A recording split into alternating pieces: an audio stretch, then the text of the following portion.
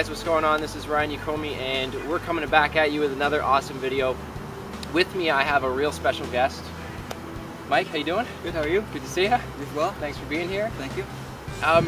You know, I just want to get right into it. This is a really special video, and the reason being is it's all about how to overcome your mental challenges. Mike has been through something that I'm going to say that probably like 99% of the people that watch this video will never go through in their lifetime.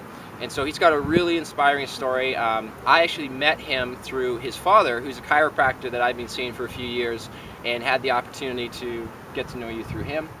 This is our first time actually meeting and getting to talk in person, really. Yep. And so I thought, you know, Mike agreed to sit down, tell his story about what he's been through, and hopefully inspire some of you guys that are watching this. So Mike, appreciate it very much, man. Thank you. Why don't we just start off saying, you know, a little bit of who you are, about yourself, and kind of how you got on this journey that you started on. Well, I'm 27. Work full time as a tile setter. Work is kind of short. You know, I didn't do a whole lot of other stuff outside of that besides hanging with friends, hacky sack sports. Yeah.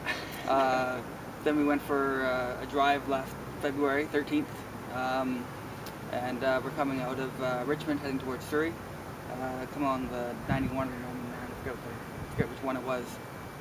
We were sideswiped, nothing very hard, but we're in a small two-seater Honda CRX, and we got sent across the grass into oncoming traffic and had a head-on collision with another car. My best friend who was driving the car died. The lady in the car that we hit died, and the truck that clipped us got away. Wow. So my friend died on the scene. I was helicoptered. Apparently I was awake. I don't remember any of this. I was awake for the helicopter ride from there to RCH, where I was in critical care for a couple weeks, I think. Wow. Yeah. Yeah, that's intense, man. Yeah. And you know, if you're watching this, you know, I know when I heard your story, I was floored because of my relationship with your dad, and you know, being that close to him. Yep. You know, you hear something like that happen to that close to someone's family member. It's a huge impact. So tell us about that. Like after that point, you know, you're in that state and you had all those things happen to you. What's next? I mean, you pretty much wake up in the hospital. What are you feeling at that point? I got well, the first month in the hospital at RCH was kind of blurry for me. Yeah. You know, I saw a lot of family, a lot of crying. Couldn't really move much. Everything hurt. Doped up on whatever they could come up with that would actually work for me. For sure. But it felt great to be there, but I had a whole lot of questions as to why I was still there where my friend wasn't. And I don't know, that's still kind of on my mind while I was there. So sitting in the hospital, I guess, I just kind of stayed positive. I'm here, there's a reason why I'm here.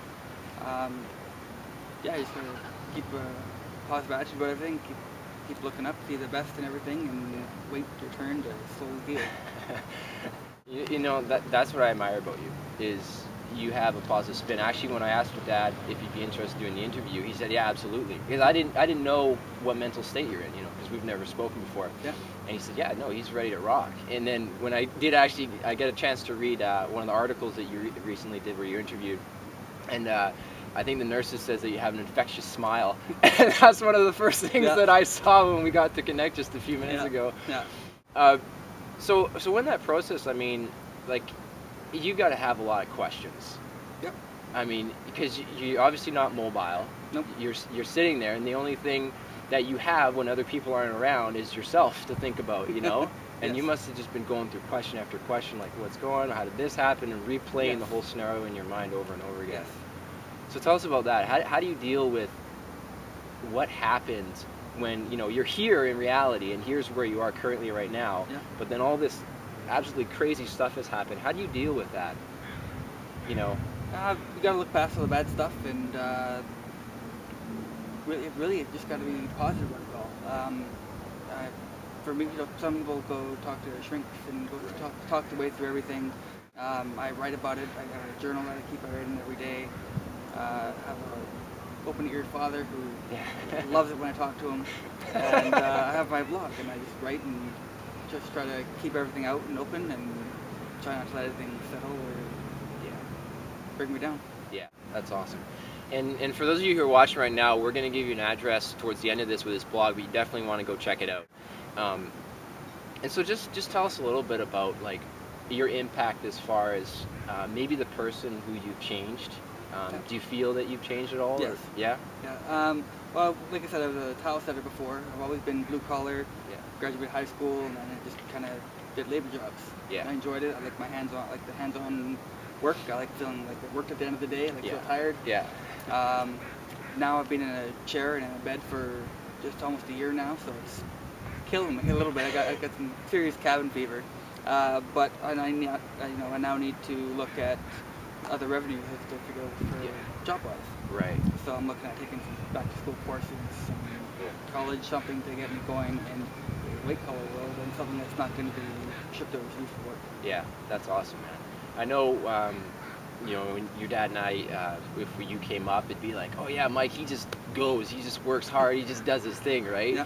And it sounds like that might have shifted a little bit, your perception on how you approach life. Yep. Yeah, that's cool, man. Yeah. One of the things that I admire about you is your outlook to this, because when I approached you with the video, my intention was to inspire a lot of people, get your story out there, help people understand that, and I coach and talk to a lot of people on a daily, weekly basis, and the perspective to me of what you've gone through, and even when I look at my challenges, it's like maybe a headache would be, oh my god, I have to get gas. That's a stressful thing. Oh, I forgot I got to get gas. Yeah. But when you're going through something that you've gone through, and I've never gone anything remotely close through that. I mean, the worst physical thing I've ever had happen to me is a concussion. Never even broken a bone or anything like that. Nice. And so going through that process, it's obviously there's healing time. Yeah. Obviously physically, of course, but then also emotionally and mentally. Yes. Because you didn't just have an impact on your own life, you had 2 other lives that were lost in the process of that. So that healing time for you, is that something that has been really progressional, or is it like something clicked and you just switched one day? Took time. Yeah. Took lots of time. I still think about my friend a lot. Yeah. Still slowly working through that. I feel really bad for the person that we hit, and I kind of made my dues with that, but it took a while as well, and I didn't know the person. Just having that on my conscience. Yeah. And I was passing through that under control, but it's still, I'm here, they're not, and I feel very bad for them. Yeah. Yeah, and that's a big thing too. Is I listen to you right now, and it's just like you see the the heart and the care of like a human being, that even though you didn't know the other individual, you never even got to speak with her. It's like you were involved in that, and it's like you can't help but feel for the person, right, and their family. So yeah, it takes a big person to do that. So what I like to always do is just, whenever I do an interview, is just obviously inspire people and help them out with their lives. What I also like to do is just help people out with like action steps, and I know you've got the experience now to prove it, and we can kind of laugh about it now a little bit, but what can people do who maybe aren't at the best place in their life, they want to improve their life, they're going through a few challenges, how do they need to kind of think and approach their life regardless of what the circumstance is? And you've been in a pretty crazy circumstance. How do they need to kind of approach their life as far as the way they see things? They need to keep an open mind. They need to realize that, not just because what the troubles that they're seeing in front of them right now might not be the biggest problems. They need to look past that and figure out ways they can work on themselves and move past it. Yeah. You gotta look past what the small problems are and solve them. And then the other thing too, Mike, is I know you surround yourself with some great people. Like your dad's an outstanding individual. Super forward thinker, amazing person of being aware of like just energy and understanding people's feelings. Yeah. Like, it blows my mind. And if you're watching this, you know what I'm talking about. What would you recommend for somebody, and I know you've had some great doctors too, what would you recommend just like getting yourself around people who are going to support you and help you out and not, take you down with your problems that you're having? So, which kind of doctors?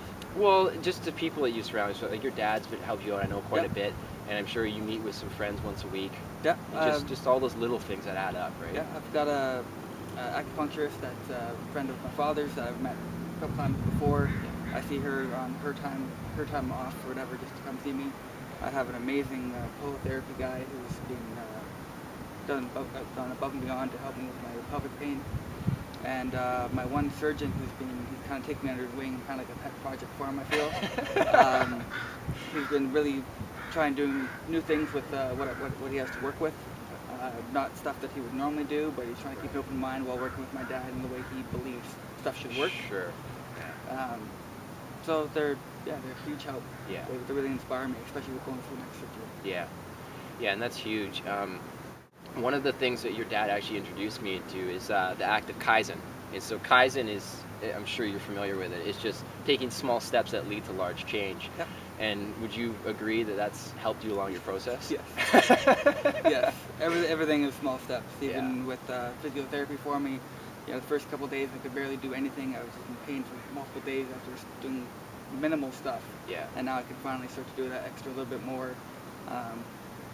Little steps. Yeah. Little steps. Yeah, that's long cool. journey. That's cool, man. Yeah. And it's neat to see, like, your dad always says, like, he saw, like, huge potential in you, like, just with everything that you were doing. And I can honestly see right now that the way that you think as far as your mindset, you had this before the accident. Yes. Yeah, you can tell. It wasn't something you developed in a year, right? No. But with being that said, how do you think having, a really, I guess you could say strong or positive mindset, how do you think that played a role in your recovery process? Huge. Yeah.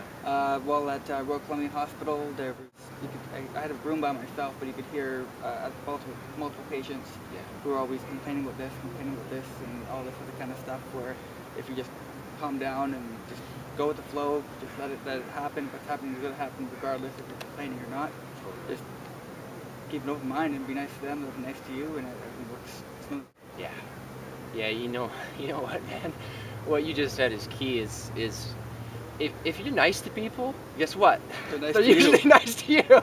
Yeah. Surprised, right? Yeah. It's just that reciprocity of giving and taking, and that's what it's all about. I think you're such an example of just having that great attitude, and I think you're in that space and reading that article about the nurses, they appreciated that. Yeah. You weren't that guy that had the doom and gloom, black cloud over it, and the world's coming to an end. You actually saw this and be like, things happen, and you're kind of put in a situation where a lot of people have been in situations where people have lost loved ones, and not come out of it, or else come out of it, or not come out of it being able to be mobile still, and you have obviously been on the road to recovery, and things have progressively gotten better and better and better. So where you're at right now, how do you feel with everything? I feel very good about everything. I've been from surgery, so I'm very looking forward to that, because what's working right now is not working. But with everything else, everything come on splendid. Everything's gone really great, actually. So tell us, because I know one of the reasons you're in a wheelchair still is because of your leg, right? Yes. So talk a little bit about that. Well, with the accident, I broke my left femur, which is actually still broken. Yeah. My left tibia, and then I have like 11 pins in my foot or something stupid thing. So my next surgery, they're removing both the plates. They're putting a rod in down here, another big rod here, doing a bone graft on both, and my upper bone is still broken like this. Yeah. So they need to kind of join it together. I guess they got to lop off the bone or something, and kind of straighten everything, and then grab bone from my right femur to fill it in the left femur. So you're gonna have like 2 surgeries basically. One big one. One big one. Wow. One big one. Yeah. How do you feel about that? It feels great. It's almost a year. It's still not healed. I guess basically because there's too much room between the bones, doesn't want to grow. Yeah. But it's also not lined up properly. So if we were to line it up properly, it's going to break my knee. So that's why they have to cut it off and reset it. Yeah. But I'm doing physio now, doing physio in the pool, and I'm actually getting the exercise legs moved around. It's just difficult and sore. Yeah, that's cool. Good for you. One of the things that I wanted to actually talk to you about is how I think just as human beings, we become very attached to what we have and the labels that we place on ourselves. So, you know, I'm an athlete, I'm a doctor, Yeah. I'm a blue-collar worker, I'm a construction worker, whatever. We have those labels that we're given in society based upon what we usually do for an occupation. How did you feel when that label was sort of stripped away from you in an instant? But horrible. I didn't like it. Everything, it's like going from the dark on seeing the light. Yeah. I think it's a little different than that. You know, everything I'm familiar with and the ways that I've been doing for the last 10 years were one way, and now I have to completely change my look and go the other way. Yeah. It's a good thing though, because you know it's gonna give me a different kind of satisfaction in life as opposed to just all the hard work stuff. Yeah. So I'm looking forward to that, but it's still very different. Yeah, totally.